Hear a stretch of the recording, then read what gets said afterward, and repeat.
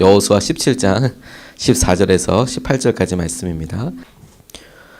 요셉 자손이 여호수아에게 말하여 이르되 여호와께서 지금까지 내게 복을 주심으로 내가 큰 민족이 되었거늘 당신이 나의 기업을 위하여 한 제비 한 분깃으로만 내게 주심은 어찌함이니까 하니 여호수아가 그들에게 이르되 내가 큰 민족이 되므로 에브라임 산지가 내게 너무 좁을진데 브리스 족속과 르바임 족속의 땅 삼림에 올라가서 스스로 개척하라 하니라.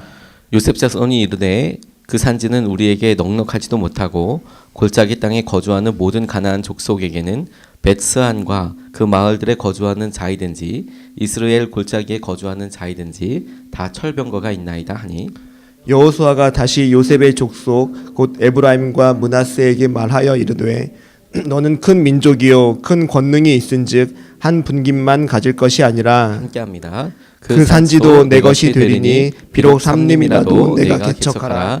그 끝까지 내 것이 되리라. 가나안 족속이 비록 철병거를 가졌고 강할지라도 내가 능히 그를 쫓아내리라 하였더라. 아멘. 하나님 말씀입니다.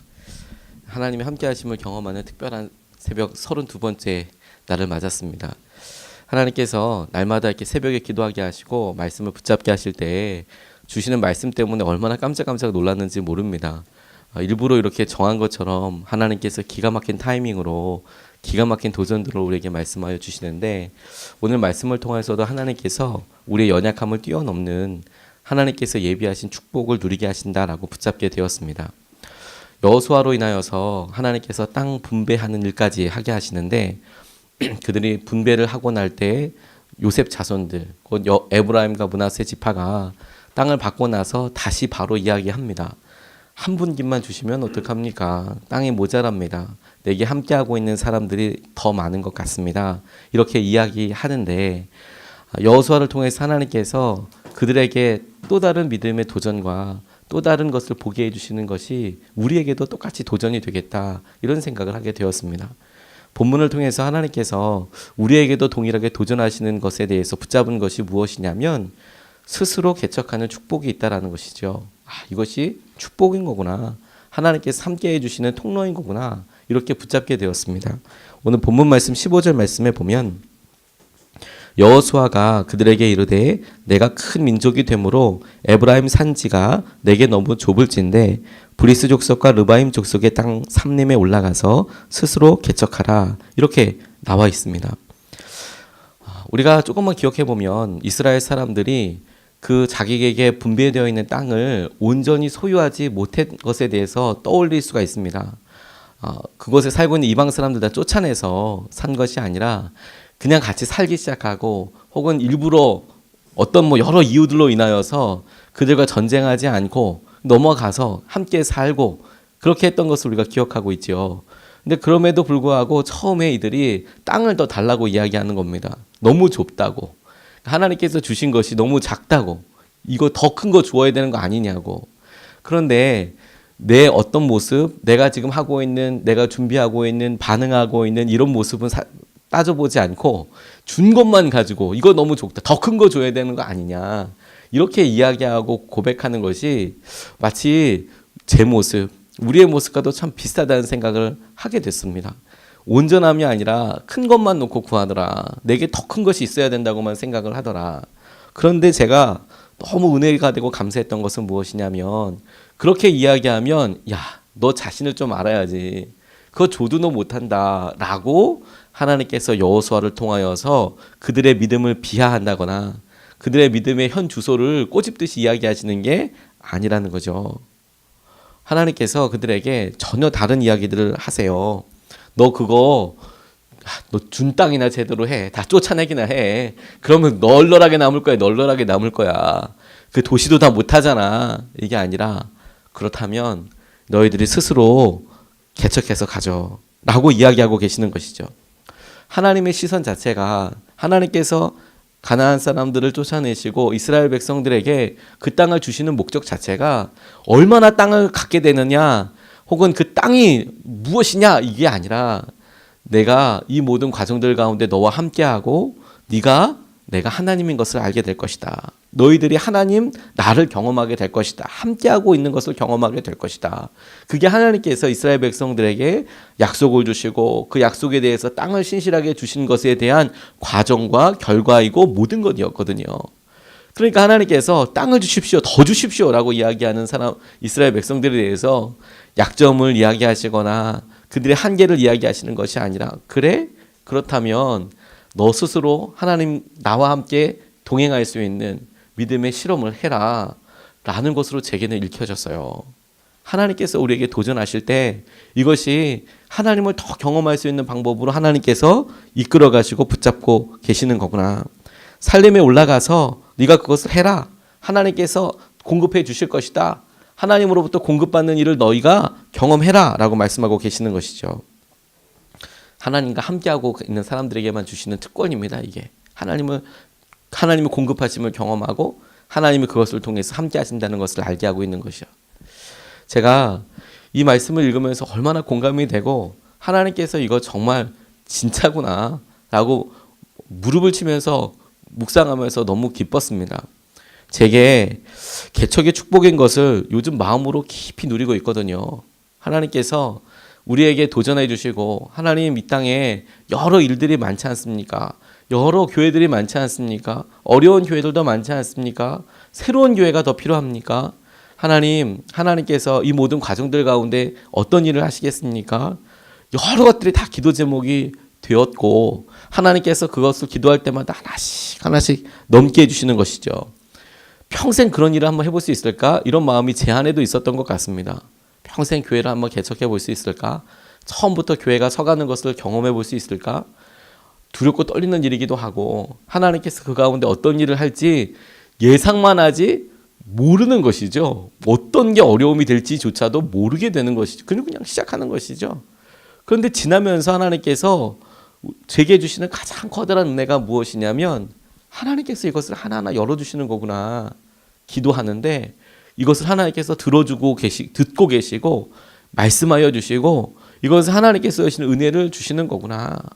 제 마음속에 하나님 우리가 기도해서 우리 교회의 구체적인 기도의 응답이 이렇게 되어서 감사하기도 하면서 그런 기도 제목들 가운데 하나님께서 나와 함께하고 계시는 거구나. 와, 이렇게 깊이 이렇게 충격적으로 이렇게 날마다 경험하는 때가 없다고 생각이 들었습니다. 선원목자교회에서 사역하면서도 너무 행복하고 즐거웠는데 하나님께서 전혀 다른 종류의 기쁨을 또한 응답을 주시는 것이죠. 기도하는 것을 통해서.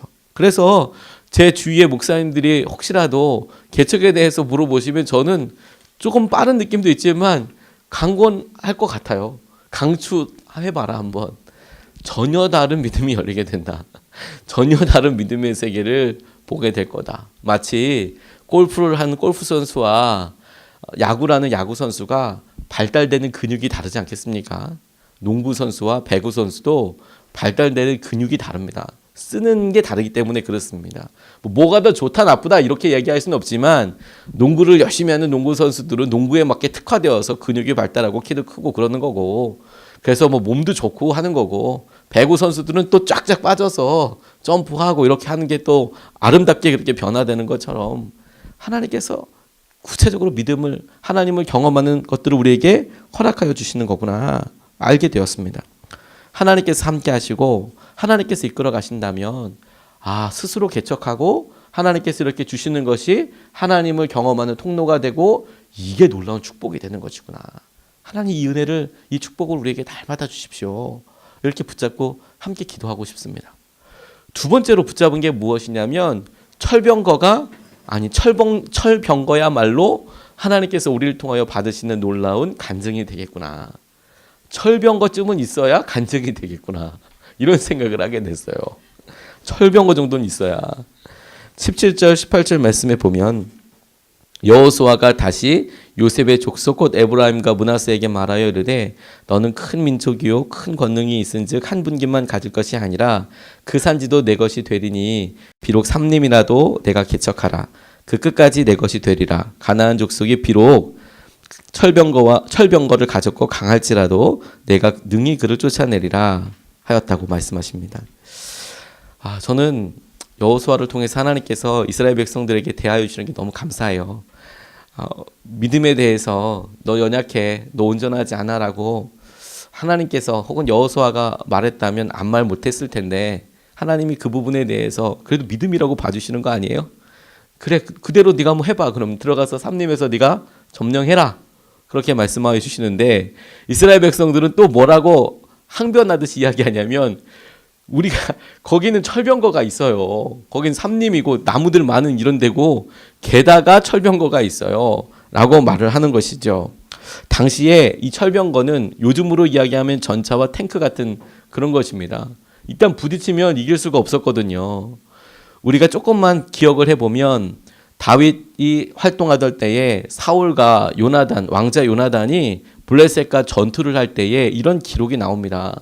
그들이 무기를 갖고 있지를 못하는 거예요. 그래서 하다못해 농계구를 이렇게 벼릴 때에도 날을 세우고 벼릴 때에도 블레셋으로 가서 농계구를 벼려가지고 이렇게 와야 하는 상황인 거예요. 이스라엘 군대가 무기가 제대로 없었습니다. 막대기 들고 싸우고 돌 들고 싸우고 이럴 때였어요. 근데 그게 사사시대를 지난 400년 이후라는 겁니다.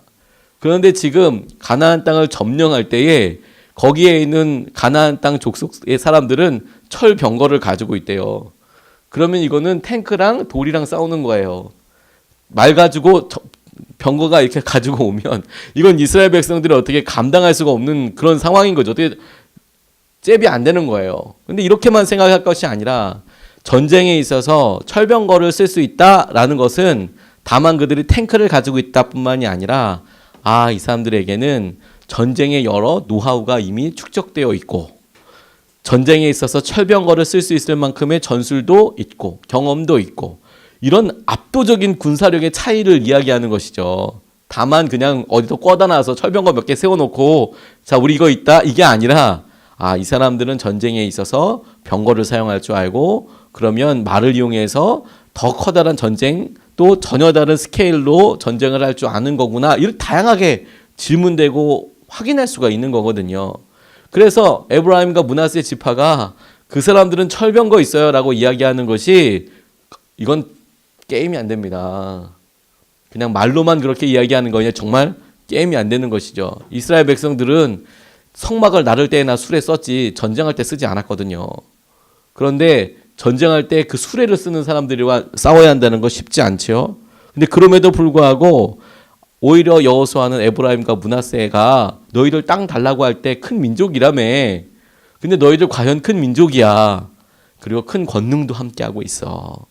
라고 오히려 그들을 도전하는 것이 제게 굉장히 의미 있게 다가왔어요.